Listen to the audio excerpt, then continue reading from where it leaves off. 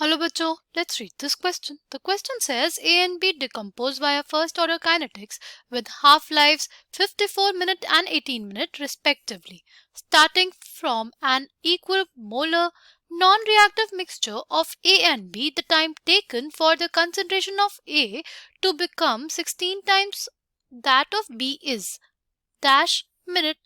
हमसे बोला है to round off to the nearest integer. The key concept for this question is first order kinetics. First order kinetics.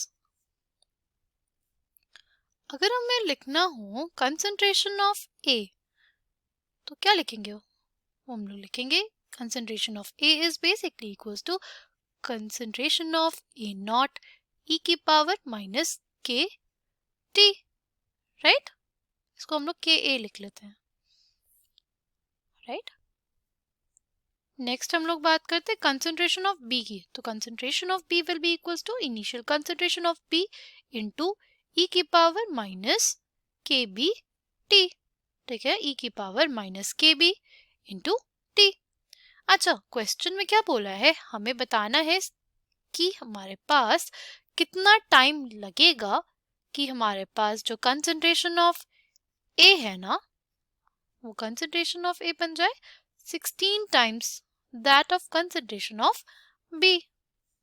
ठीक है, हमें बताना है कि कब हमारे पास जो concentration of A है कितने टाइम बाद 16 टाइम्स हो जाएगा concentration of B के. ठीक है, नाउ अब अगर हम लोग देखें इसको हम लोग लिख सकते हैं ना कि concentration of A is basically equals to initial concentration of A into e की power minus Ka into T is equals to हमारे पास हो जाएगा concentration of B, initial concentration of B into E की power minus K B T into क्या हो जाएगा हमारे पास, इंटू हमारे पास हो जाएगा 16. ठीक, नाउ अगर हम लोग देखें तो क्वेश्चन में ये मेंशन कर दिया है कि दोनों के क्या है, दोनों के जो मिक्सचर्स हैं वो क्या है, वो इक्वी मोलर है.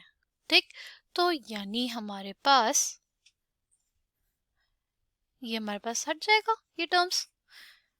तो हमारे पास क्या आ जाएगा, बेसिकली हमारे पास आ जाएगा e की power minus K A into T is basically equals to e की power minus K B into T into 16.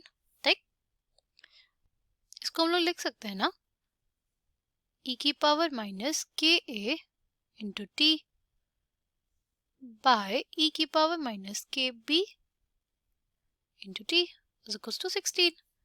इसको फर्दर सॉल्व करेंगे तो कितना आ जाएगा, ये हमारे पास आ जाएगा क्या, e की power minus K A T plus K B T is equals to 16. ठीक, या इसको रीअरेंज कर दें तो हम लिख सकते हैं के B minus K A into T is equals to 16.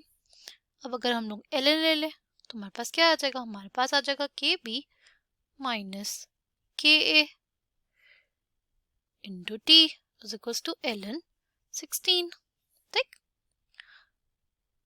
और के बी या के ए हम लोग क्या लिख सकते हैं, तो के बेसिकली हमारे पास क्या हो जाएगा, हो जाएगा L N 2 by T half of A, और के बी क्या हो जाएगा, K B will be equals to L N 2 by T half of B. से जो हमारे पास टी हाफ होता है हमारे पास फर्स्ट ऑर्डर रिएक्शन का वो होता है एल एन 2 बाय के, तो हमने K is equals to L N 2 by T half लिखा है.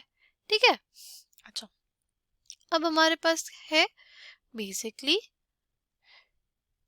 के बी माइनस, तो हम लोग लिखेंगे L N 2 by T half of B minus L N 2 T half of A.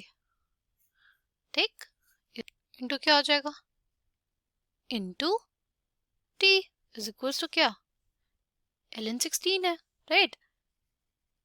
L N 16 को हम लोग ऐसे लिख सकते हैं ना, L N 16 can be written as L N 2 की पावर 4 वो हो जाएगा 4 इंटू ln2, ठीक।